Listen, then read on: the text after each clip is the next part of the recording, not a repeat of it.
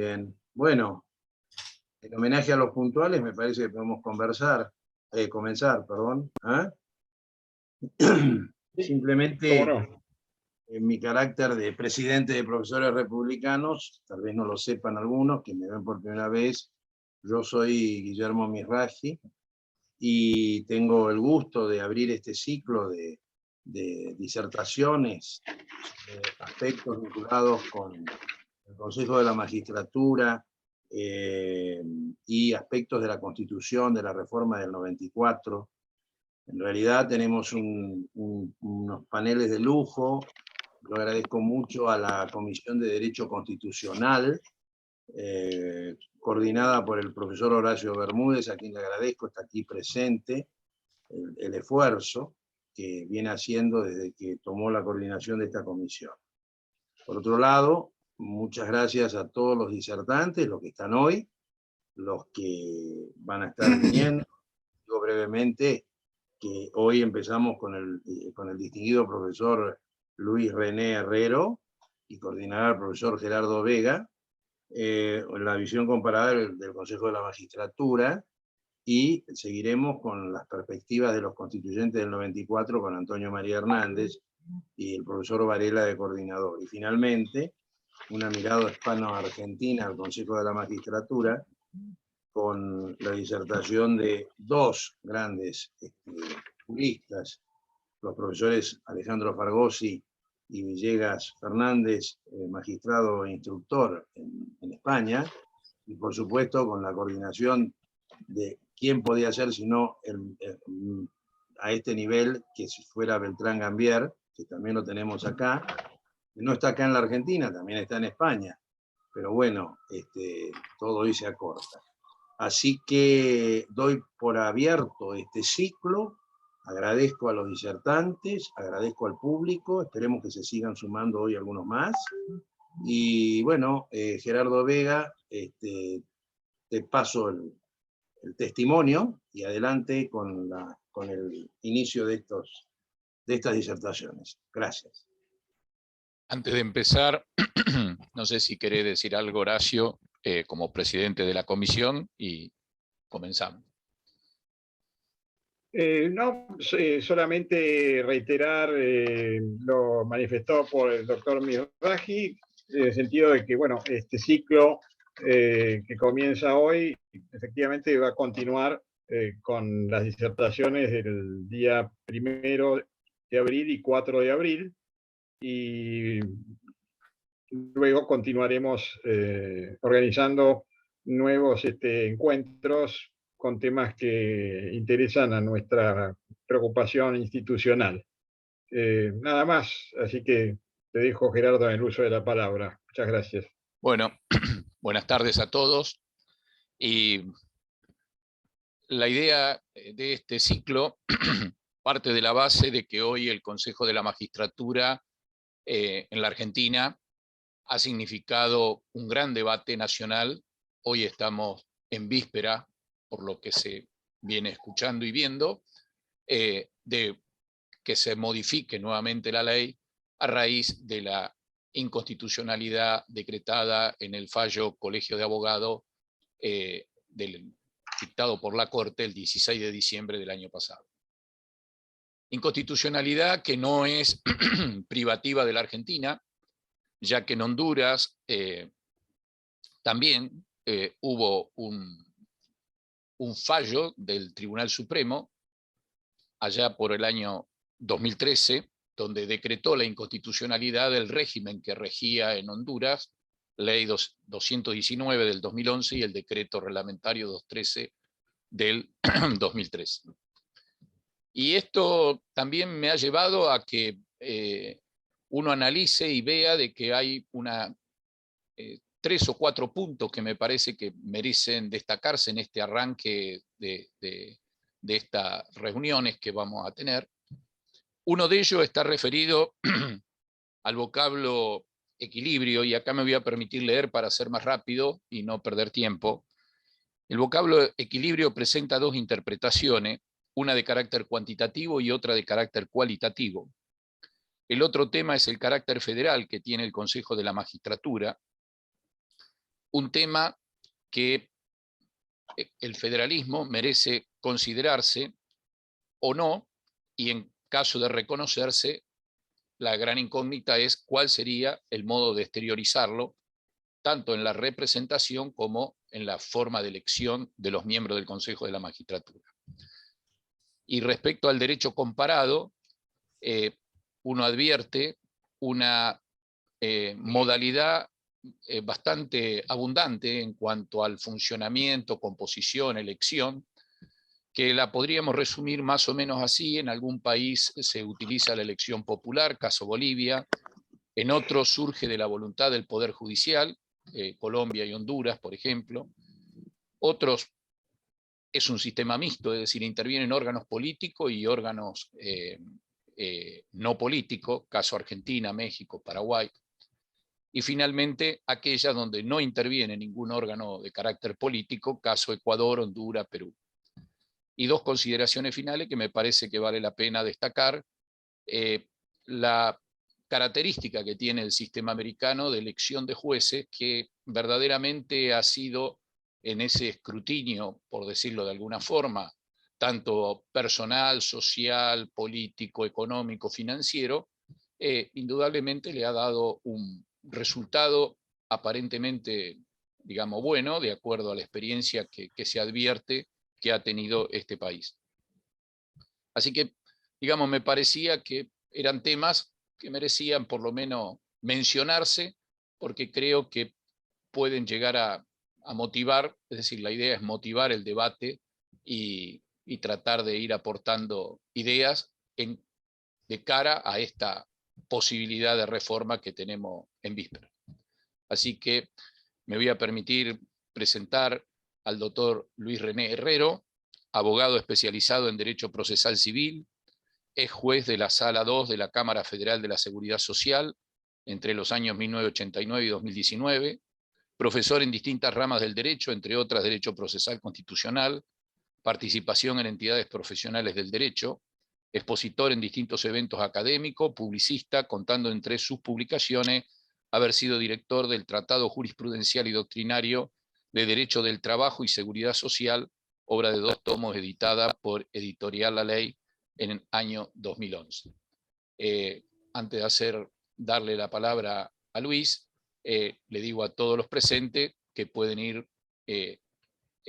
incorporando sus inquietudes a través del chat o eventualmente cuando Luis concluya con la exposición de él. Así que Luis, estás en uso de la palabra. Muy bien, muchas gracias, Gerardo. En primer lugar, agradezco a profesores republicanos, en la persona de su presidente, el doctor Guillermo Mizrahi, también al presidente de la Comisión de Derecho Constitucional, al profesor Horacio Bermúdez, por este ciclo de conferencias que es tan importante en este momento para el país. Obviamente que la exposición mía va a empalmar completamente con las futuras exposiciones que se van a producir en este ámbito y que la va a realizar el doctor Antonio María Hernández, constitucionalista, profesor universitario y ex convencional, sobre las perspectivas de la reforma constitucional de 1994. Luego también será de muchísimo interés la exposición que escucharemos de los profesores Alejandro Fargosi y Jesús Manuel Villegas Fernández sobre una mirada hispano-argentina de los consejos de la magistratura. Mi exposición va a versar sobre 3 temas importantes. Primero, un pantallazo sobre los consejos de la magistratura del mundo. Un pantallazo, porque si examinamos los regímenes especiales de cada país nos va a llevar una conferencia y no tenemos tiempo. Luego nos referiremos al contexto que subyace, al contexto social, político, jurídico que subyace al fallo del Alto Tribunal de la Nación pronunciado el 16 de diciembre del 2000 21. Allí hablaremos de las garantías constitucionales que están faltando en la Argentina, la seguridad jurídica que también está faltando, la corrupción como consecuencia de esta carencia, y finalmente formularemos una propuesta, porque los republicanos no solo cuestionamos, criticamos, sino también proponemos, porque nuestro lema dice algo muy cierto: nuestro pensamiento es acción. Para aquilatar, digamos, la incidencia que tendrá el cumplimiento o el incumplimiento de lo dispuesto por el Alto Tribunal por parte del Consejo de la Magistratura y del Congreso de la Nación, es necesario descifrar la compleja realidad social que subyace al desatino que impulsó al Alto Tribunal a fulminar como inconstitucional la Ley 26.080. ¿Y cuál es ese desatino? Es el impúdico desequilibrio en la composición de los integrantes del Consejo de la Magistratura en beneficio del poder político, de los otros dos poderes del Estado. ¿Cómo se forjó este desatino? Cuando se creó el Consejo de la Magistratura, se lo creó para despolitizar al Poder Judicial y para fortalecer la independencia de la justicia. Pero ¿qué sucedió después de la creación del Consejo y en la forma en que está redactado el artículo 114? Pues lo que se fortalecieron fueron los antónimos de estos conceptos. El Poder Judicial se hizo más dependiente del poder político y se politizó en lugar de despolitizarse. ¿Cómo se explica, nos preguntamos, que para despolitizar al Poder Judicial se haya otorgado por lo menos un tercio de poder en el órgano de conducción de la justicia al poder político?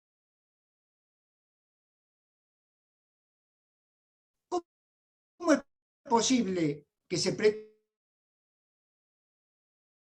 resultante de la elección popular, que cogobiernan el Poder Judicial, la facultad de elegir o determinar el número de los representantes o de los consejeros, y por supuesto, ni lento ni perezoso, el poder político, en este caso el Congreso, sancionó la ley 24.937, en la que estableció que a los órganos políticos les correspondía el 47% del total de los consejeros del Consejo.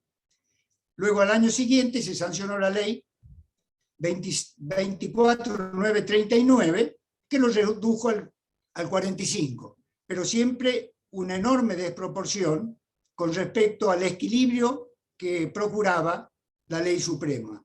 Y finalmente concluimos con lo establecido por la ley 26.080, proyecto de Cristina Kirchner, donde el poder político acaparó, detentó, en el uso correcto del término, el 53% del total de los consejeros del Consejo de la Magistratura. El problema de la República Argentina, tocamos otros temas, es la falta de seguridad jurídica. Exige un poder judicial independiente. ¿Y qué es la seguridad jurídica?, nos preguntamos. La seguridad jurídica, según Vidal Campos, es una esfera de derecho protegida por el Estado contra todo ataque arbitrario. Es un derecho subjetivo de todo ciudadano a organizar su vida y ejercer su libertad sobre la fe en el orden jurídico vigente. Nos preguntamos, ¿existe en la Argentina esa fe en el orden jurídico vigente? A mi criterio, no existe. Este orden jurídico debiera sustentarse, según el maestro de los maestros en Derecho Constitucional, en dos pilares fundamentales: previsibilidad de las conductas propias y ajenas, previsibilidad de las conductas propias y ajenas, y castigo contra toda conducta arbitraria o violación al orden jurídico vigente. ¿Existe esto? Por lo que vemos en televisión, la gente se hace justicia por su propia mano. Acá hay una carencia fundamental de seguridad jurídica. Y tampoco están funcionando las garantías constitucionales, que son el soporte de la seguridad jurídica. Las garantías consisten en la posibilidad de que el ciudadano le exija al Estado que lo proteja, ya sea impidiendo un ataque, restableciendo la situación anterior al ataque, haciendo cesar el ataque o indemnizándolo de los daños producidos si el ataque se hubiera consumado. Esto es lo que no está funcionando en nuestro país. Este hermético bastidor garantista, como lo llamo yo, se condensa en una garantía suprema, que es el derecho a la jurisdicción que tiene todo ciudadano, de recurrir a la justicia o tutela judicial efectiva para que lo proteja. Como contracara del derecho a la jurisdicción está la Administración de Justicia, que tiene el deber de resguardar la garantía del debido proceso de los ciudadanos. Garantía del debido proceso que concluye con una sentencia debidamente fundada, en primer lugar, oportuna y justa. Oportuna, no una sentencia como la que se dictó en el fallo del Colegio de la Ciudad de Buenos Aires y otros tantos casos similares.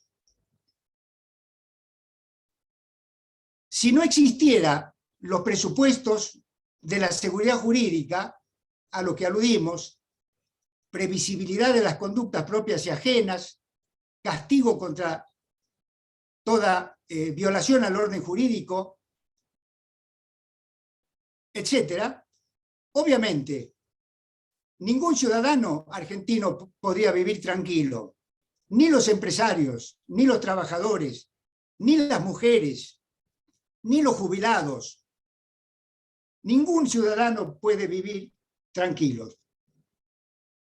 Todas estas garantías y este bastidor hermético protectorio establecido por la Constitución Nacional y los tratados internacionales convergen en una garantía suprema, que es la justicia independiente. El guardián cimero de la justicia independiente es actualmente el Consejo de la Magistratura. Antes lo era la Corte Suprema de Justicia de la Nación.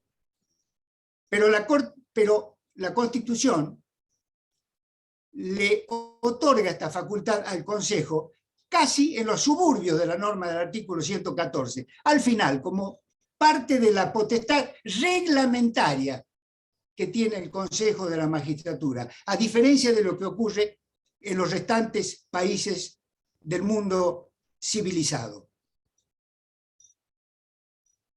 La osada tesis que nosotros sustentamos es muy simple. En orden a lo anteriormente explicitado, pensamos que el artículo 114 de la Constitución Nacional, al permitir que los órganos políticos, o sea, los representantes de los otros dos poderes de Estados, cogobiernen en el Poder Judicial, es una norma inconstitucional e inconvencional.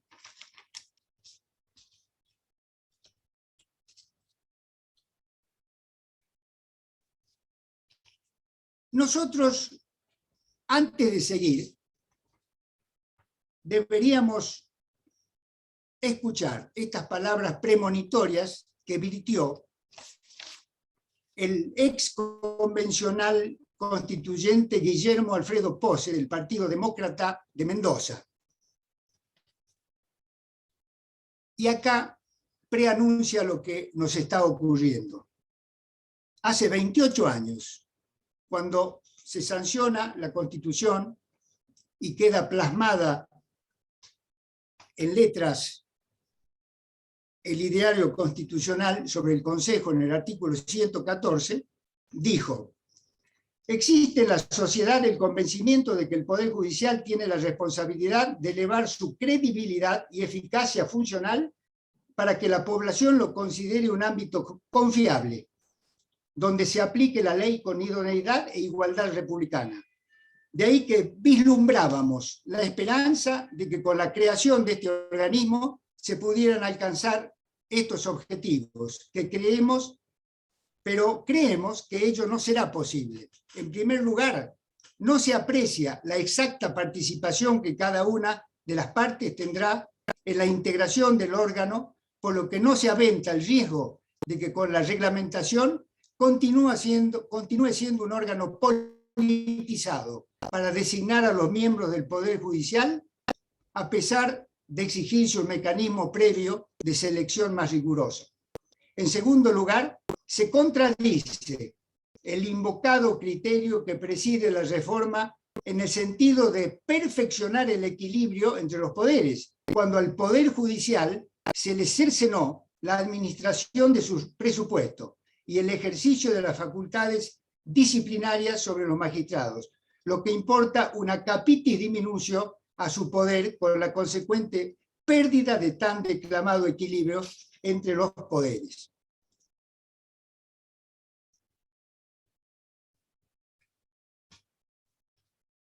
La independencia del Poder Judicial es el principio fundamental en el que confluye todo el sistema protectorio de los derechos y garantías constitucionales y convencionales. Sería impensable el goce efectivo de estos derechos y garantías si el Poder Judicial no fuera independiente. Y yo inventé esta metáfora. Dije, así como la luz del día y las tinieblas no existirían si no existiera el sol, tampoco existiría la independencia de los jueces si no existiera la división de poderes. La división de poderes es el clipeo protector de la independencia de los jueces, reconocido por todos los países civilizados del mundo que tienen, digamos, el principio republicano, la forma de gobierno republicano en sus estados. La Corte Interamericana de Derechos Humanos, en el caso Tribunal Constitucional contra Perú, por primera vez en su historia, dijo en el año 2001, el 30 de junio de 2001, que el objetivo fundamental, principal, de la división de poderes, de la separación de poderes, es la independencia de los jueces. Todos sabemos que Charles Louis de Secondat, señor de la Brette y Montesquieu, y barón de Montesquieu, es el que ideó la división de poderes en el espíritu de las leyes. Él dijo muy bien, que todo hombre que tiene poder se inclina a abusar de él hasta que haya límites. Es necesario que el poder detenga el poder, in rerum natura, por la naturaleza misma de las cosas, que el poder detenga el poder. La independencia del juez, que es la base de la seguridad jurídica, yo no digo de la justicia, porque la justicia es una entelequia, es una abstracción. Le digo a los alumnos, les decía, ya estoy jubilado, ¿ustedes vieron alguna vez al Poder Judicial? ¿Le dieron la mano al Poder Judicial? ¿Hablaron al Poder Judicial? No, hablan con los jueces, lo ven al juez de carne y hueso. El que debe ser independiente es el juez, no el Poder Judicial. Ojo, cuando se habla de la independencia del Poder Judicial hay que desconfiar, porque se está hablando de la corporación judicial. Y nos están dando un mensaje claro, no se metan con la corporación. Y estamos ahí cerquita de los privilegios. Y ese no es el rol constitucional del Poder Judicial republicano. Por eso yo hablo y destaco que el independiente es el juez, no es el Poder Judicial. Y es una norma convencional, es un derecho convencional. Está en el artículo 8, apartado 1 del Pacto de San José de Costa Rica, o de la Convención Americana sobre Derechos Humanos, que dice que toda persona tiene derecho a ser oído por un tribunal competente, independiente e imparcial, designado con anterioridad por la ley, principio de juez natural. Toda persona tiene derecho a ser oído por un juez independiente. En el caso Reverón Trujillo contra Venezuela, del 31 de enero del 2009, la Corte Interamericana ha precisado el sentido y el alcance de esta norma. Ha dicho que el sujeto de derecho, el sujeto, el bien jurídicamente protegido por esta norma es el ciudadano que reclama justicia, que concurre al tribunal. Es el titular de este derecho a ser oído por un juez independiente. Y de este derecho salen dos obligaciones, dice la Corte Interamericana en Reverón contra Trujillo. Uno en cabeza del juez. El juez tiene el deber de ser independiente. ¿Y qué es ser independiente? Esa es una pregunta que nunca nos hacemos. ¿Qué es ser independiente? Algunos dicen el juez que falla en base a su conciencia y no se sujeta o se somete a las presiones. Yo no quisiera nunca tener como juez a ese juez porque no sé cuál es su conciencia.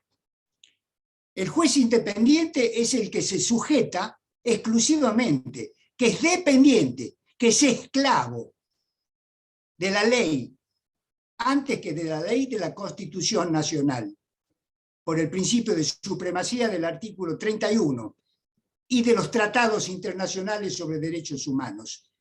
Ese es el juez independiente. El ejercicio autónomo de la función judicial debe ser garantizada por el Estado, dice la Corte Interamericana, en su faceta objetiva, considerando al Poder Judicial como sistema, y en su faceta subjetiva o individual, considerando la persona del juez como titular del derecho a la jurisdicción o como en el cual se encarna, mejor dicho, la función jurisdiccional. La doble faceta de la que habla la Corte Interamericana de Derechos Humanos. Y también los principios de Bangalore de las Naciones Unidas, que son muy importantes sobre esta temática. Bangalore es una ciudad de la India donde se firmó este documento internacional en el año 2002. Dicen los principios de Bangalore que el Poder Judicial garantiza que los gobiernos y las administraciones se hagan responsables de sus actos, y con respecto al Poder Legislativo, que la ley garantiza que la ley debidamente promulgada se aplique en forma efectiva. Esa es función del Poder Judicial. ¿Cómo la va a ejercer si no es independiente el juez? Es imposible. Por eso dice la Corte Interamericana en este fallo que para cumplir ese cometido se necesita que el juez no tenga conexiones irregulares, inapropiadas con el poder político o con los restantes poderes del Estado. Porque en el corazón del concepto de independencia judicial está la teoría de la separación de poderes, que para mí se ha violado en el artículo 114. El Poder Judicial, dice la Corte Interamericana, en este fallo Reverón contra Trujillo contra Venezuela, el Poder Judicial es uno de los tres pilares fundamentales del Estado democrático y debe funcionar en forma independiente de los otros poderes. Nadie que respete estos principios constitucionales y convencionales puede negar, y esto lo digo no enojado, quizás con un poquito de pasión, porque estoy absolutamente convencido, pero también respeto las opiniones contrarias, que el artículo 114, al permitir que los representantes de los otros dos poderes cogobiernen en el Poder Judicial, viola el principio convencional y constitucional de división de poderes. El Pacto de San José de Costa Rica, que lo establece en el artículo 8, inciso 1, es obligatorio en la República Argentina por la ley 23054 del año 1984, mientras gobernaba el presidente Alfonsín, y por el convenio de Viena sobre el derecho de los tratados, que en el artículo 27 dice claramente: ningún país puede incumplir una norma convencional como esta, de la independencia de los jueces y de la división de poderes, alegando o invocando su derecho interno. La asfixiante politización que llevó a la reforma constitucional del 94 a crear el Consejo de la Magistratura se convirtió, como consecuencia de la redacción del artículo 114, en hipoxia. ¿Qué es hipoxia? Como abogados no lo sabemos. Yo busqué en el diccionario. Falta total de oxígeno. La asfixia se convierte en falta total de oxígeno. La subordinación del Poder Judicial y la politización es uno de los peores males que tiene la República Argentina y que puede ser solucionado, obviamente, si tenemos la voluntad de hacerlo.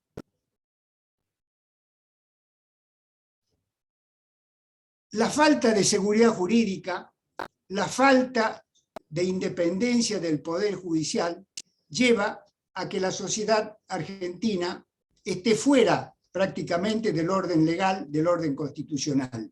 Y la crisis que vemos, social, económica y política, es una crisis de derechos, de goce efectivo de derechos.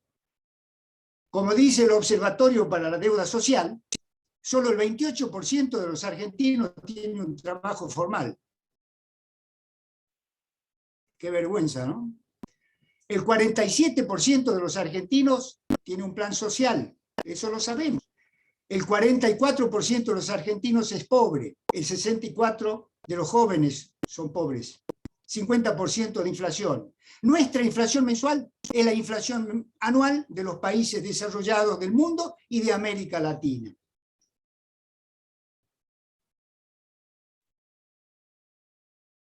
Y la corrupción.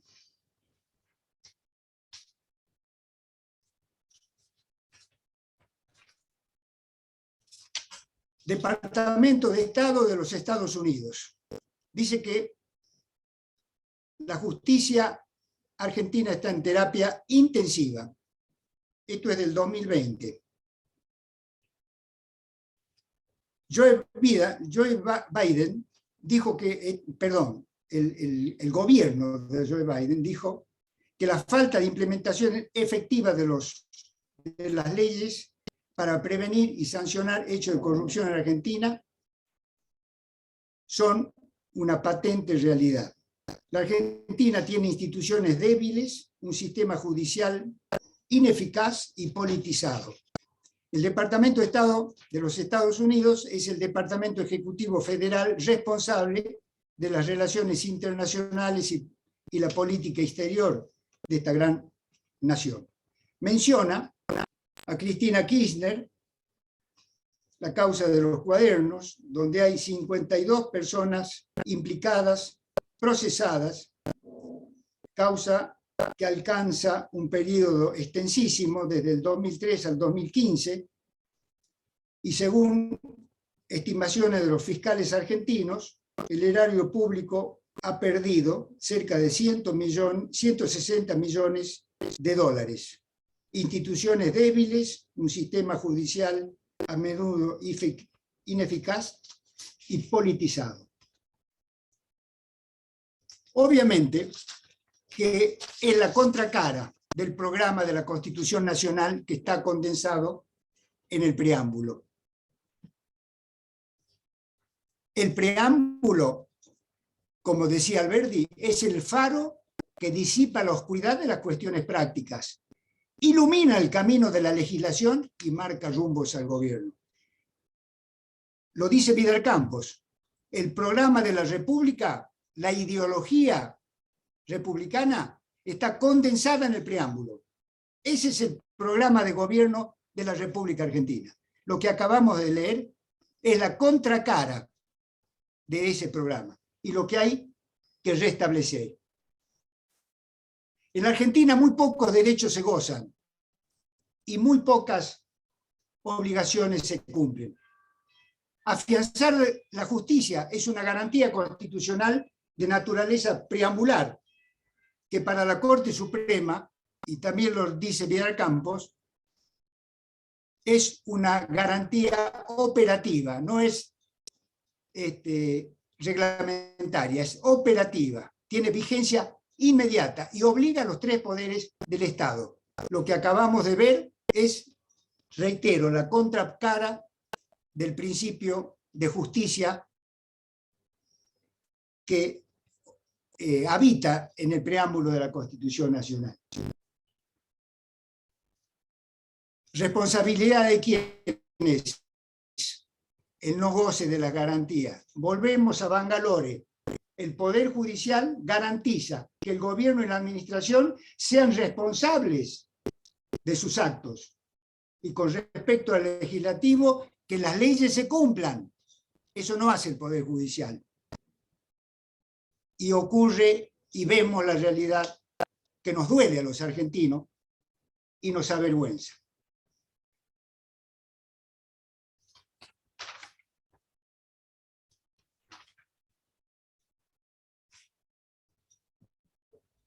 ¿Qué pasa en el resto del mundo? ¿Qué pasa en el resto del mundo? Acá hay polémica al respecto sobre cómo funciona el poder político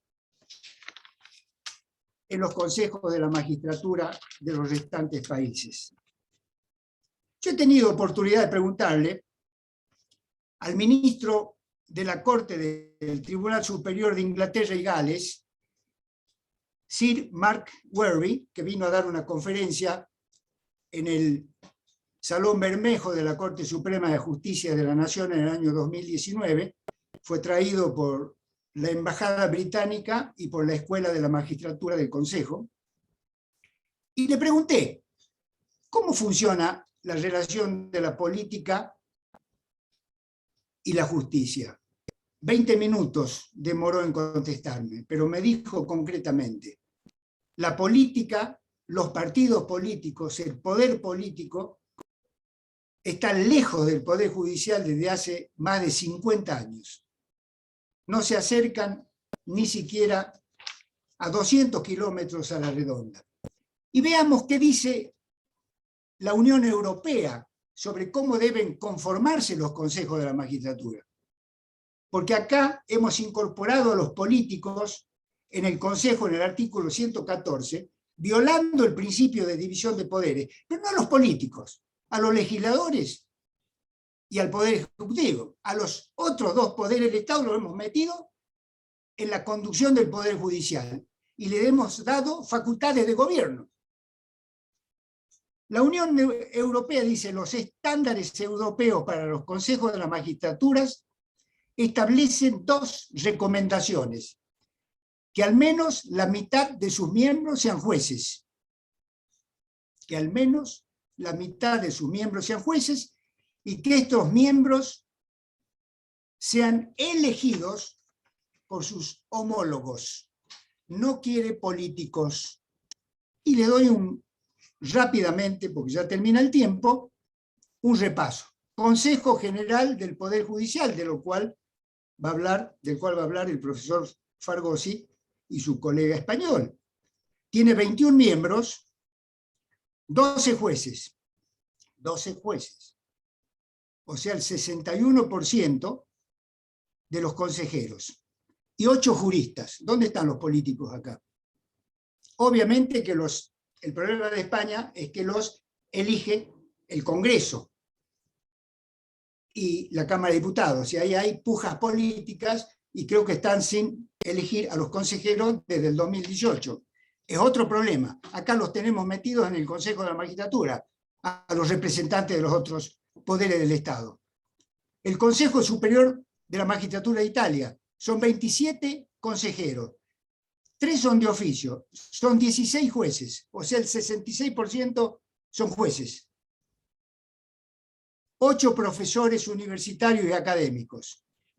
Y los 3 que se llaman consejeros de oficio, que son el presidente del Tribunal de Casación, que es juez, el fiscal general del Tribunal de Casación y el presidente de la República, que es el que debe garantizar la independencia de la justicia. El Consejo Superior de Francia tiene 30 miembros. 6 magistrados elegidos por sus pares, un consejero de Estado, un abogado, 6 personalidades elegidos por el presidente, juristas, académicos, etc. Esos son los 15 primeros que integran la sala que se llama magistrados de sede. Después está la sala que se llama Cámara del Parqué, o sea, los fiscales. Y están integrados por el presidente de la Corte de Casación, 5 fiscales, un juez elegido por sus pares, un consejero de Estado, un abogado y 6 personalidades del mundo del derecho. Alemania no tiene Consejo de la Magistratura, pero a los jueces lo eligen o los selecciona una comisión especial integrada por 12 miembros y se tiene en cuenta el consenso entre las fuerzas políticas para la elección, se eligen juristas y en base al mérito. Inglaterra, lo que le dije recién, la designación de los jueces pasa por un filtro, la Comisión de Nombramientos Judiciales, la Judicial Appointment Commission, que depende del Ministerio de Justicia. Son 15 miembros, 12 son elegidos por concurso. Los candidatos se eligen por el mérito, por el buen carácter, que bueno, ¿no? Y se procura la diversidad. La mayoría de los candidatos provienen de la abogacía y del mundo académico. No deben estar adscritos a ningún partido político. William Gladstone decía que los jueces continentales, los jueces ingleses, son depositarios del derecho. Los jueces continentales, los franceses, son boca de la ley. Esta es una distinción que es muy buena hacerla con respecto a los jueces o al sistema judicial anglosajón y al sistema judicial continental europeo del cual provenimos nosotros. Los jueces del sistema continental europeo del cual provenimos nosotros son jueces que integran la burocracia del Estado. El Estado los nombra, el Estado los asciende, el Estado los destituye. ¿Son independientes? Los jueces ingleses están fuera del poder estatal. Son designadas personas mayores que tienen un enorme prestigio acreditado en el ejercicio de la abogacía, en base a las pautas que les acabo de decir. No hay carrera judicial, no son designados para después ser ascendidos. El prestigio del juez se logra no por el cargo, sino por la calidad de la sentencia que dicta. Es un sistema judicial muy distinto. El juez inglés es mediador entre la sociedad y el Estado. Los jueces continentales europeos, de los cuales provenimos nosotros, como dije, no son mediadores, integran el Estado. Somos burócratas del Estado. Entonces la independencia del juez del sistema continental europeo del cual provenimos no pueden llegar a ser, o es muy problemático, salvo locos como yo, que han sufrido consecuencias de horror, porque pretendió alguna vez ser independiente. En Estados Unidos es algo parecido. Dicen, nombra al presidente con acuerdo del Senado. No, no, no. Los candidatos son con lupa examinados por la oficina del presidente, por el Departamento de Justicia, por los comités del Senado. Se consulta a dirigentes cívicos, económicos, religiosos, de los derechos civiles, vecinos, médicos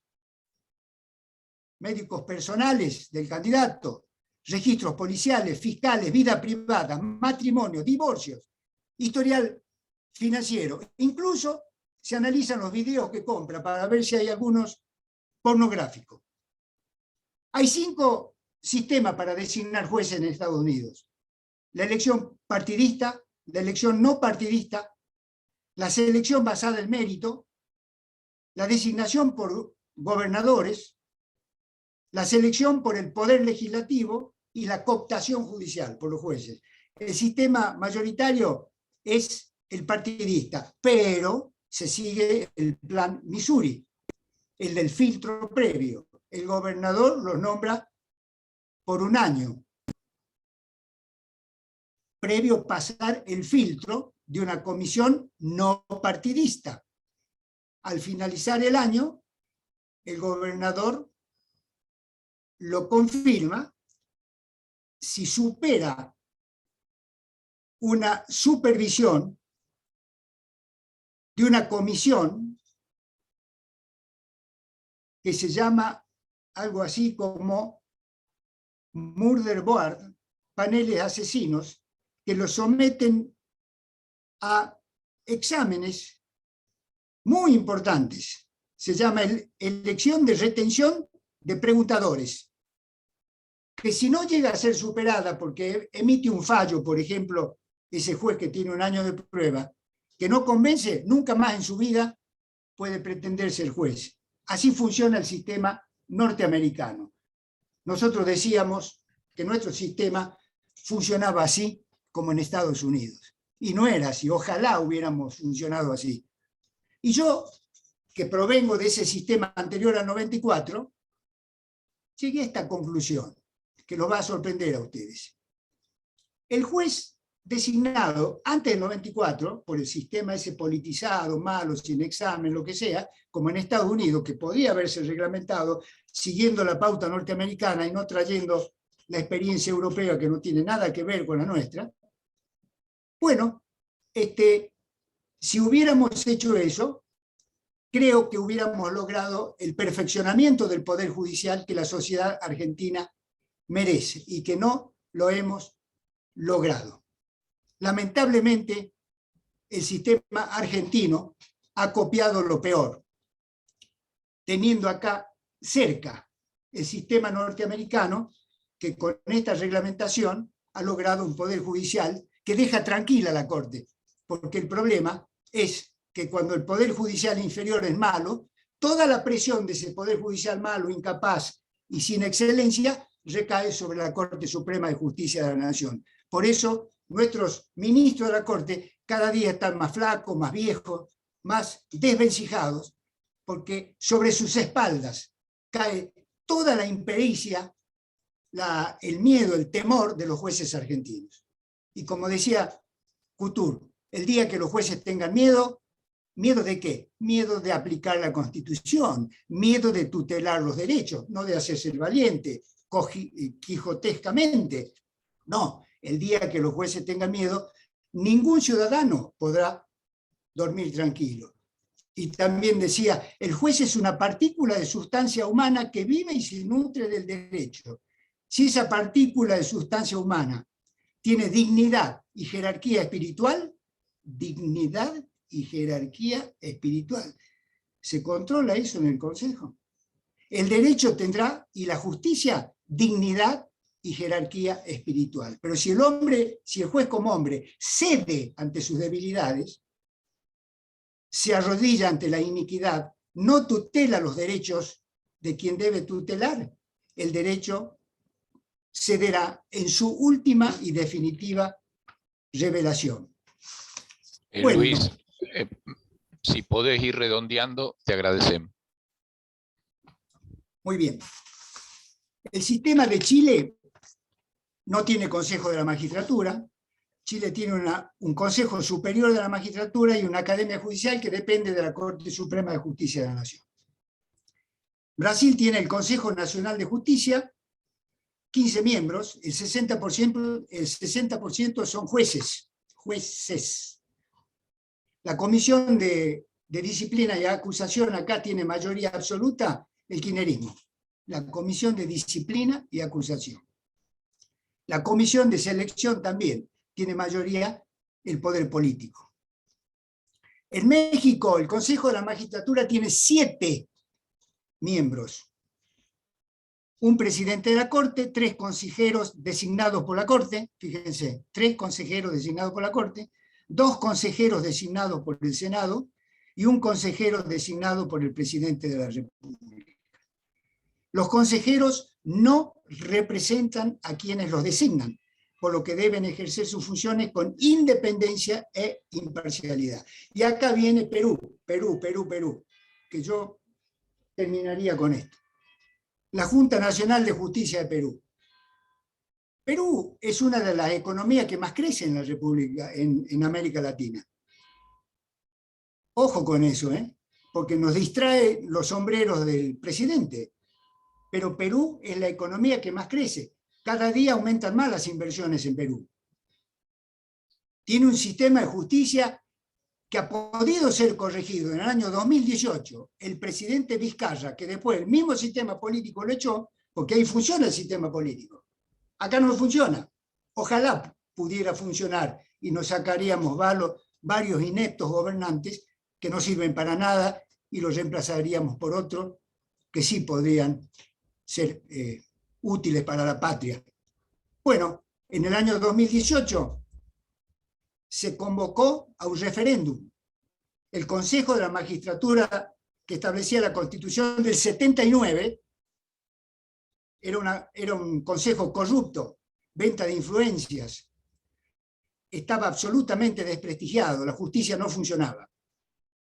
El referéndum dio resultado positivo. Después el Congreso, que tenía facultades, destituyó a todos los consejeros, los destituyó por 118 votos contra 0. Se convocó una reforma constitucional y se eligió la Junta Nacional de Justicia, que está vigente, integrada por 7 consejeros. 1 por la Corte Suprema, 1 por la Junta de Fiscales Supremos, 1 por el Colegio de Abogados, 2 por colegios profesionales, 1 por rectores de universidades públicas, 1 por rectores de universidades privadas. No lo integran jueces ni titulares del Ministerio Público ni políticos. Estos consejeros, queridos colegas, deben rendir concurso de antecedentes y oposición para ser consejeros. ¿Qué tal? ¿Ustarros, Camaño habrán rendido concurso? Ante un tribunal integrado por el defensor del pueblo de la nación, por el presidente del Poder Judicial, por el procurador fiscal de la nación, por el presidente del Tribunal Constitucional y por el Contralor General de la República, por el rector de la universidad pública y rector de la universidad privada. Además, se ha designado un consejo consultivo ad honorem, integrado por personalidades de altísimo prestigio que tienen por misión asesorar a la Junta Nacional de Justicia para el bien del Poder Judicial peruano. Si ellos lo pudieron hacer, ¿por qué nosotros no lo podemos hacer? Cuando yo decía estas cosas en Regía, me contestaban al unísono: no es el momento, no nos va a ir bien, los kirchneristas son perversos. Levantamos la bandera blanca antes de presentar batalla. Como decía el general San Martín, es para los hombres de coraje que se han hecho las grandes empresas.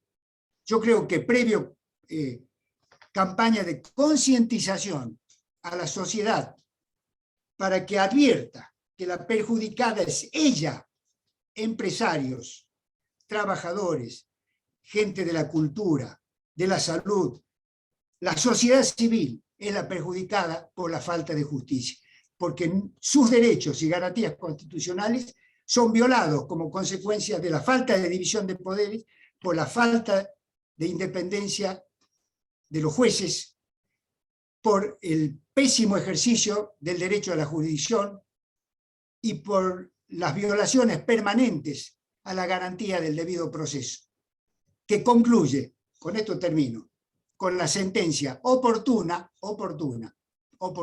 dice Vidal Campos, En primer lugar pone oportuna, no pone justa, oportuna.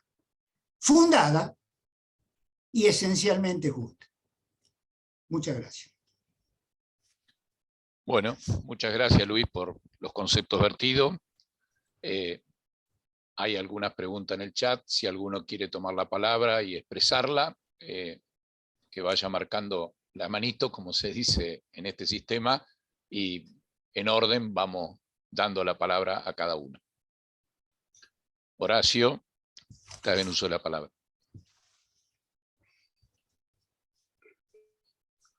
Gracias, Gerardo.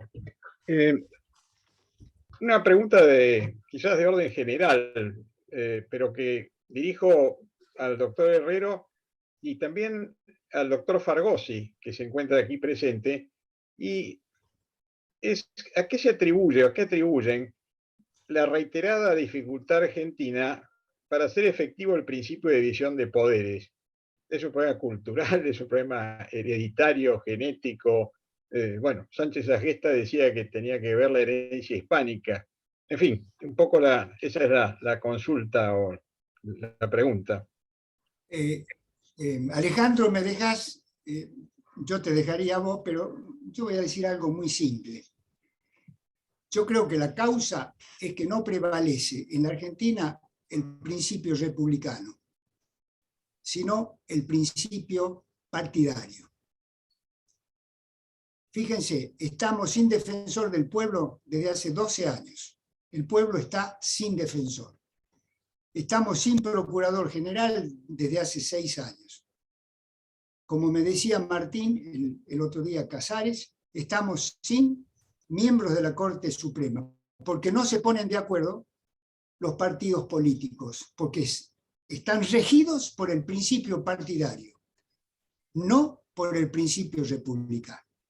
Si se rigieran por el principio republicano, convendrían en designar ya mismo al defensor del pueblo. ¿Qué cuesta designar un jurista que no sea kirchnerista, ni de macrista, ni radical? Un jurista destacado, respetado por la sociedad. ¿No hay en la Argentina? Lo que pasa es que el principio, la república no tiene quien la defienda. Los líderes defienden o se sustentan o basan sus principios en sus partidos o en sus espacios políticos. Por eso es una lucha interminable. La república no tiene quien la defienda. Ese es mi punto de vista. Gracias. Alejandro, ¿querés decir algo? Bueno, hola a todos. Primero voy a hacer un ejercicio de autofelicitación, porque después de luchar con esta máquina para poder entrar a la disertación de Luis, la verdad que me pareció excelente. Valió la pena esa pelea y otras más para poder escucharlo, porque pusiste, Luis, el dedo en varias llagas, cosa que tiene valor doble cuando quien lo hace es un juez, porque en definitiva vos sos un juez, más allá del hecho del retiro. Dado que uno de nuestros principales problemas es que nos defendemos todos corporativamente, abogados, jueces, médicos, arquitectos, ni hablar de la casta de la que habla Milei, pero ni hablar, porque los políticos, el martes trataré de compartir con ustedes básicamente el mundo de los hechos, no el mundo del derecho. Todos ustedes manejan el derecho tan bien o mejor que yo. Lo que no han tenido es la posibilidad de ver ese mundo del derecho en acción en lugares como en el Consejo de la Magistratura, que es la suma de todos los males.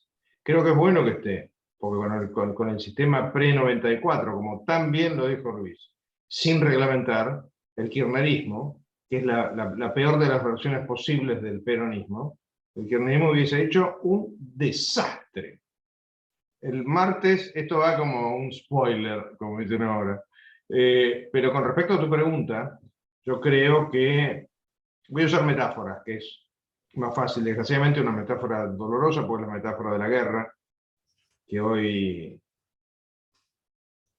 el pequeño Hitler de Putin, pequeño porque todavía no pasó suficiente tiempo, de Putin está sometiendo a ese admirable país que es Ucrania, admirable porque lo está demostrando que es admirable, pero acá pasó algo, me parece que lo podríamos metaforizar de la siguiente manera. Perón creó un tanque. chocó una cantidad de veces importante en su primera presidencia, después volvió más manso, como dirían algunos historiadores que recogen o rescatan la figura del Perón, el Perón que volvió, como dice Julio Bárbaro. Pero lo cierto es que cuando se murió, dejó el tanque funcionando. Entonces hay un montón de lumpenaje de la política argentina que se ha subido el tanque y lo ha querido manejar para hacer básicamente desastre, para asaltar bancos a tanque. Porque básicamente lo que hacen es asaltar el Estado. Esto ha pasado, lo hicieron los militares, lo hicieron algunos radicales, los radicales lo manejan con más timidez, pero admitamos que muchos llegaron al colectivo y se fueron de vuelta en 505, como se decía en aquella época. Pero lo cierto es que esto llega a su epítome con el kirchnerismo. Eso en un ambiente en el que la oposición, y me refiero a la oposición desde 1945 en adelante, y por eso la falta de institucionalidad, la oposición, en lugar de inventar algo para combatir el tanque, tratan de copiar el tanque. Entonces el populismo, que para mí es la madre de todos los males en la realidad argentina, hace que los que no son peronistas en materia política, no estoy hablando de los que somos ciudadanos comunes, los que no son peronistas, imitan a los peronistas, los copian, y los copian mal, y además los copian inútilmente, porque un voto peronista es absolutamente inamovible, por lo menos durante 2 generaciones, si no durante 3. De hecho, la Argentina ya batió el récord del PRI mexicano. Hoy en día, la franquicia, como dicen algunos comentaristas políticos, la franquicia del peronismo sigue rindiendo frutos, y la prueba está en que una persona que yo he empezado a apreciar mucho y estoy haciendo algo con él, que es Pichetto, puede decir las cosas que dice porque es peronista. Porque si no fuese peronista, yo lo habrían tiroteado. Resumidas cuentas, nosotros pasamos por esa noche de los tiempos en medio de una realidad de cobardes. La Argentina se convirtió en un país de miedosos, cobardes, pusilánimes. Lo ha dicho Luis, yo voy a ser más salvaje, ya que no he sido juez, pero una de las cosas que nunca voy a entender, la repito, así que perdónenme quienes lo hayan escuchado, es por qué los jueces le tienen tanto miedo al Consejo de la Magistratura si el Consejo de la Magistratura prácticamente no ha podido echar a nadie en términos cuantitativos. Ha hecho 20 jueces en 20 años o en 21 años. Muchachos, pónganse un poco los pantalones. Porque los políticos en el fondo le tienen miedo a los jueces. Cosa que descubrí cuando uno de los políticos, no era acá, admitamos, pero cuando uno de los políticos que estaba en el Consejo de la Magistratura me dijo, che, pará, no te pelees con estos, se me acercó por atrás, fue graciosa hasta la escena, no te pelees con esto porque nosotros después perdemos los fueros, pero ellos lo siguen teniendo. Literal. Nuestro gran agujero negro para la institucionalidad es el Poder Judicial, empezando por la Corte. Si la Corte quisiera, como en su momento quiso, cuando, y esta anécdota si quieren la cuento porque la mayoría de ustedes son demasiado jóvenes como para tener idea de lo que estoy hablando, cuando la Corte quiso, guiada de la mano de uno de los grandes jueces de la historia argentina, que fue Julio Llanarte, mantener la institucionalidad, pudo. Y si quieren cuento la anécdota o la digo en 3 líneas. Cuando lo voltean a Frondizi, o Llanarte convence a otro, que no me acuerdo, esto me lo contó Llanarte, por eso lo sé con tanto grado de detalle, convence a otro de los jueces de la Corte, agarran un taxi, en esa época no había autos con chofer para todo el mundo, como hay hoy, que un cadete tiene auto con chofer, parte del gasto, convence a otro juez, agarran un taxi, lo van a ver a Guido, que estaba asustadísimo, no asustado, lo convencen de que asume la presidencia, le toman juramento y en otro taxi se van a la Casa de Gobierno.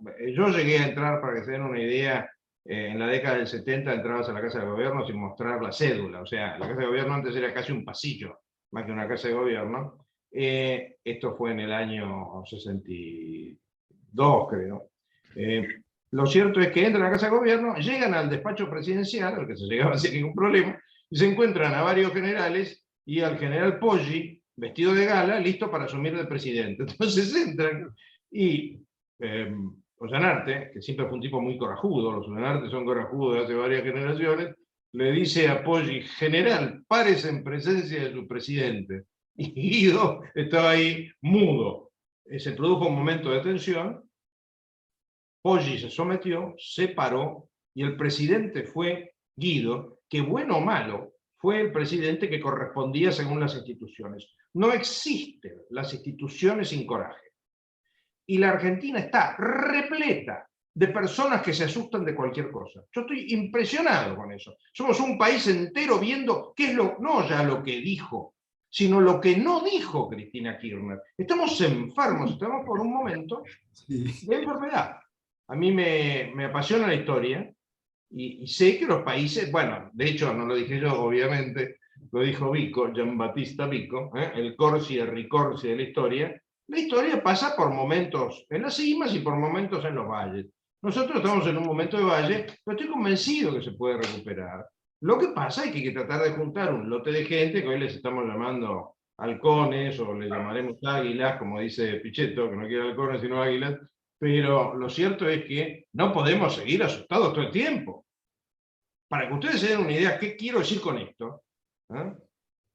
Yo, que tendría que ir a la corte para adelgazar, porque no logro, pero con eso, pero más que gordo soy petizo, con mi 1,70 m no puedo vencer a nadie en ninguna pelea física. 2 veces desafié a consejeros kirchneristas a ir a boxearnos. 2 veces. Me llenaban la cara de dedos, seguramente. Pero ¿cuál es el tema? Cuando uno enfrenta a estos personajes, ellos creen que nosotros, cuando digo nosotros, lo resumiría diciendo nosotros, los cuerdos, los educados, los que tenemos respeto por las instituciones, somos todos miedosos, entonces prepotean, pero prepotean a niveles de amenazar con romper las piernas, no estoy hablando en broma, y no rompen a nada, bueno, algunos lo mataron, pero no es lo usual, hay casos que se desmadran, ¿correcto? Eso también lo dijo Luis, hay que tener coraje, no usaste esa palabra Luis, pero creo que es un sinónimo de lo que usaste, hay que tener coraje. Las instituciones solas son un marco de papel y tinta. Se ponen en acto, se ponen en ejercicio con coraje. Y tenemos que increpar a los tipos que se asustan y que no le llaman a las cosas por su nombre, empezando por los jueces de la Corte. No me refiero solamente a esta Corte, entendámonos. Me refiero, por ejemplo, a la Corte que dijo que equilibrio no era un concepto matemático. Señores, si no es un concepto matemático, explíquenme qué es. Me tomé el trabajo mientras hablaba...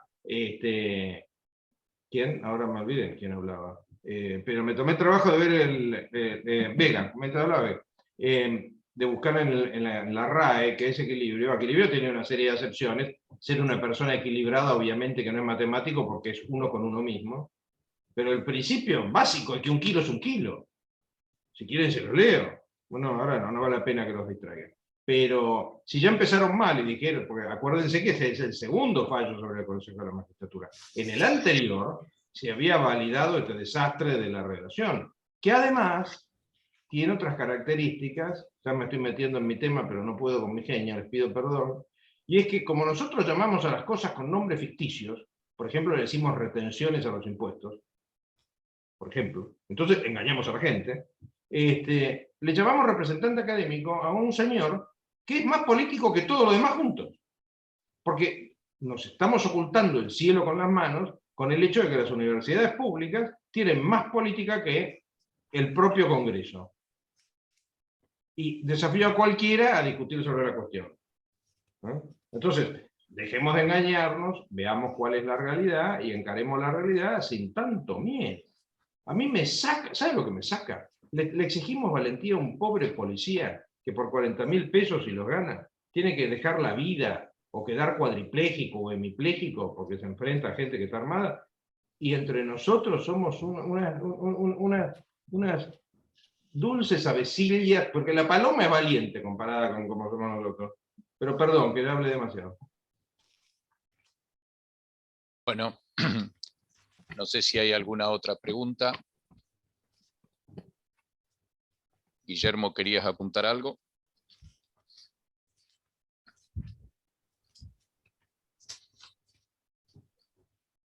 Muy breve, porque creo que ya se ha dicho todo y además que no hay que cansar a la audiencia. Todo tiene que tener principio y fin.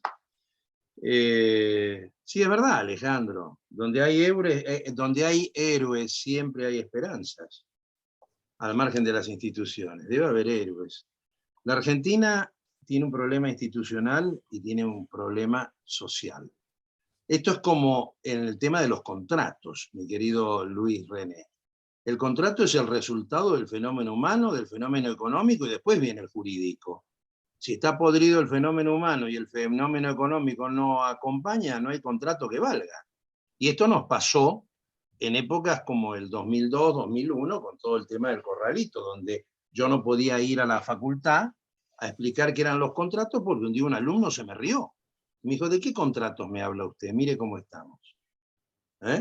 Con todas las... Es decir, muy breve. Yo creo, felicito a Luis René, te felicito sinceramente por tu exposición de hoy. Coincido en mucho de lo que decís, pero hay una cuestión de tempo. Esto no significa cobardía, no significa dejar las cosas, patear para adelante la pelota. Yo creo que primero tenemos que empezar por modificar la ley. Es decir, la Constitución es alta tensión jurídica y tenemos que bajarla a 220. 220 es la ley. Perdónenme la comparación, pero eso es lo que rige al ciudadano, no rige la Constitución, rige la ley.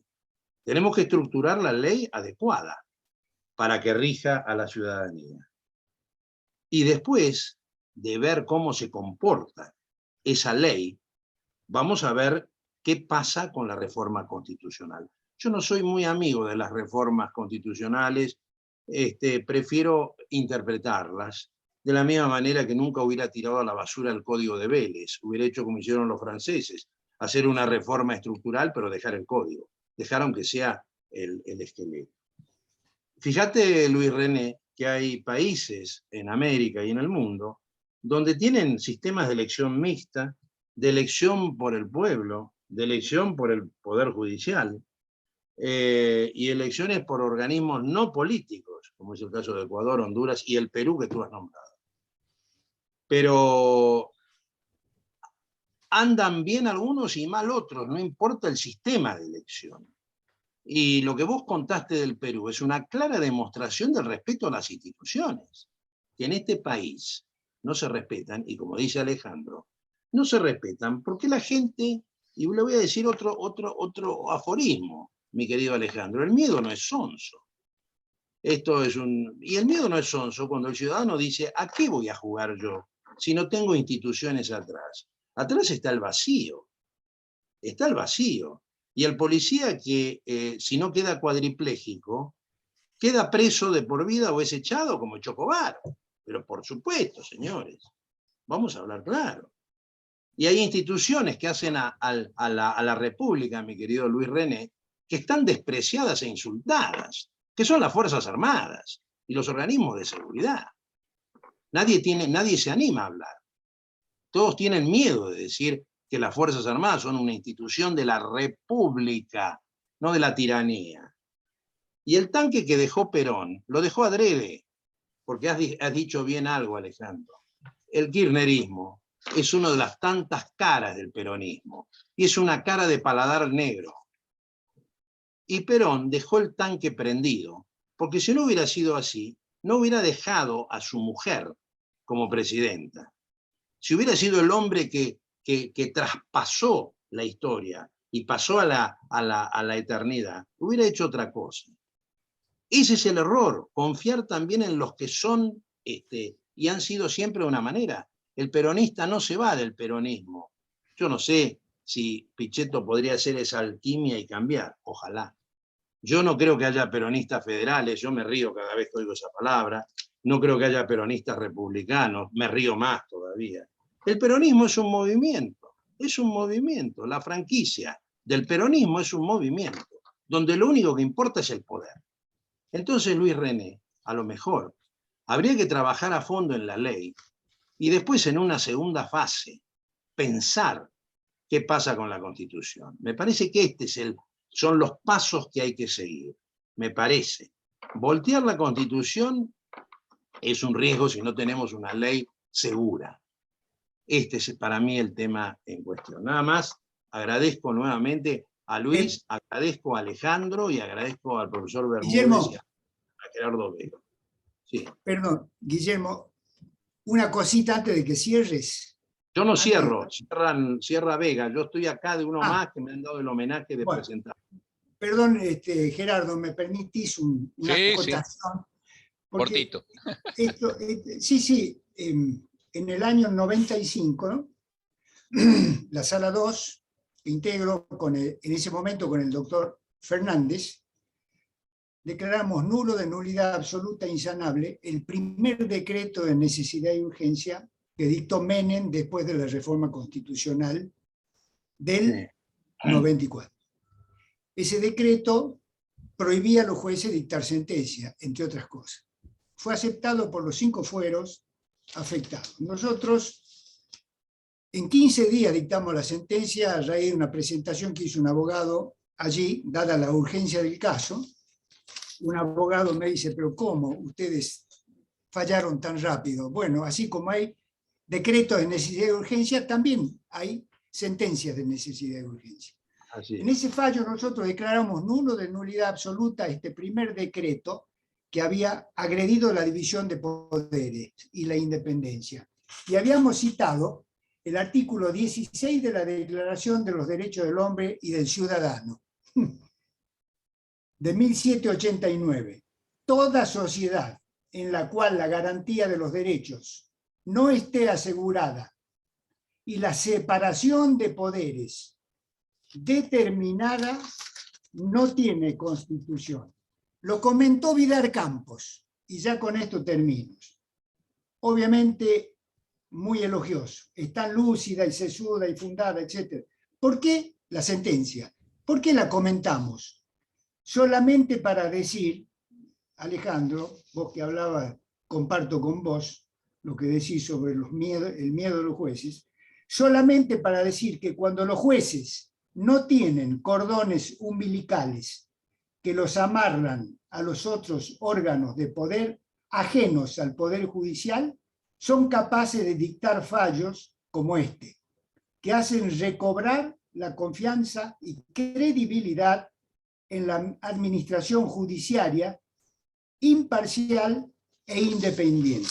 Y al final se queja porque dice, lo increíble es que desde los entornos del Poder Ejecutivo se insinúa el enjuiciamiento político de los magistrados suscribientes del fallo, nada más que por haber sabido cumplir con su deber. Esto fue en febrero del 95. En mayo del 95, Menem fue reelegido por más del 50% de los votos. Cavallo era dueño de la República Argentina y, como decía Joaquín Morales Solá, el presidente manejaba el Congreso con un dedo. Este fallo lo dictaron 2 jueces y lo comentó Vidal Campos. Creo que no deberíamos olvidarlo. Y no es una propaganda personal, porque yo no me interesa en absoluto mi persona. Creo que al eje, al foco, hay que ponerlo en las instituciones, en la República. Cuando lo ponemos en nosotros, se descontrola todo. Gracias, nada más. Bueno, Gerardo, no sé si hay Gerardo, alguna, perdón, no sé si hay alguna Gracias, otra pregunta. Gerardo, Sí, simplemente quiero advertir que acá está presente el doctor Eduardo Varela, el profesor Varela, que es el coordinador de la próxima reunión, y que les voy a decir, no estoy haciendo propaganda, la semana que viene, no se la pierdan porque va a estar Hernández, la dupla Hernández-Varela, que tal vez no vea las cosas de la misma manera que los ve Luis René Herrero. Y esto es interesante, ¿no? Y creo que va a enriquecer, y ni dudarlo cuando Alejandro tenga el estrado y hable él, ¿no? Pero no queden enganchados porque va a venir cada vez mejor. Nada más. Gracias y buen fin de semana, y esperemos que Kiev todavía siga libre, siga luchando por la libertad con ese coraje, y que Occidente se dé cuenta que no puede estar desde atrás. Lamentablemente es así. ¿No, Beltrán? Bueno, para concluir, simplemente creo que después de todo lo dicho, creo que más allá de todas las cuestiones de carácter político, constitucional, legal, Argentina tiene una fenomenal crisis cultural. En un debate que tuve oportunidad de participar respecto de la reforma tributaria en 2017, dije que el problema no estaba en la reforma del tributo, sino primero había que definir el estado cultural y fundamentalmente, obviamente, enganchado con la Constitución y el social, y luego sí vendría la economía y los tributos. Porque realmente la Argentina ha transitado durante muchos años por una degradación que ha perdido los valores, incluso ha entrado en muchos supuestos de inmoralidad. Lo que hoy hemos dicho y hemos escuchado respecto de algunas situaciones que se dan en el Poder Judicial es una realidad, y creo que básicamente la primera cuestión que a mí siempre me viene a la cabeza es que los argentinos un día tenemos que cambiar el verbo, dejar de hablar y empezar a hacer, porque si no, en una palabra, vamos a seguir hablando y nunca vamos a tener la Argentina que por lo menos algunos deseamos para nuestros nietos, porque ya creo que estamos pensando en eso a esta edad. Lo único que me queda es agradecer a todos los invitados y en especial a uno de ellos, que es uruguayo, y hoy tenemos la suerte de que nos acompañe, el doctor Emanuel Pintos. Así que hasta hemos tenido la suerte de trascender las aguas del Río de la Plata. Verdaderamente, gracias a ustedes, permiso Gerardo, gracias a ustedes por la invitación. Siempre para mí es un honor estar cerca de ustedes y poder aprender un poco más. Estas discusiones que a veces acá a nivel Uruguay no se dan tanto, están un poco dormidas, y está bueno aprender de los aciertos y a veces, no quiero decir fracasos, a veces los desatinos, en los diseños de los que nos rodean y los que ya están más avanzados en el camino, para poder enriquecer la discusión acá del otro lado del charco. Así que enormes gracias. Y disculpen que no prendí la cámara, pero tengo problemas de configuración y me fue imposible hoy arreglarla.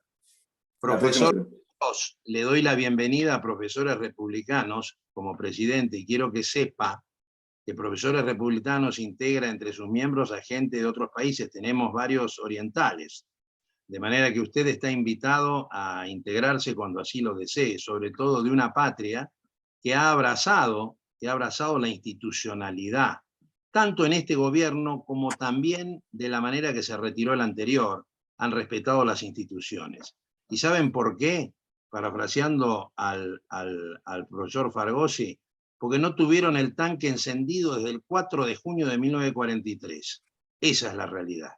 Si lo hubieran tenido, hubiera sido otra banda oriental. Pero eso es lo que los ha hecho y los va a seguir haciendo grandes. Muchas gracias por estar. No, por favor, muchísimas gracias a ustedes, de verdad. Nos seguiremos viendo y reencontrando. Bueno, quedan todos invitados para el 1 de abril, con Eduardo Varela a cargo y el profesor Hernández en la disertación. Hasta la próxima. Adiós. Adiós. Gracias. Muy buen descanso, buen fin de semana. Muchas gracias. Igualmente Gracias, a todos. Gracias. Muchas gracias.